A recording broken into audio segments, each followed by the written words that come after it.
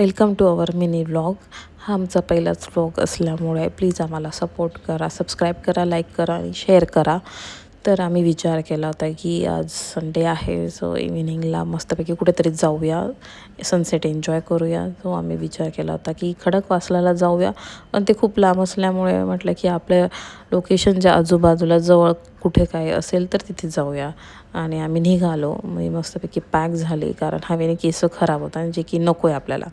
आणि बघताना इव्हिनिंगचा टाईम काय मस्त होता, पण मध्येच आम्हाला ट्रॅफिक लागले. कुठे बाहेर निघालं आणि ट्रॅफिक नाही लागले असं कधीच होत नाही. तर कसं तरी तिथून निघलो आणि पटापट पोचलो त्या जागेवरती. आणि बघतो तर काय काय सुंदर जागा होती. खरंच खूप मस्त होती ती जागा. म्हणजे त्यांनी असं पूर्ण जॉगिंग वॉकिंग ट्रॅक बनवलेला होता आणि त्याच्या आजूबाजूला खूप सारी झाडं लावलेली होती. त्याच्यामुळे इतकं सुंदर म्हणजे नेचर होतं ना ते. बघताना किती सुंदर सीन्स होते. म्हणजे असं वाटत होतं की बघतच राहावं.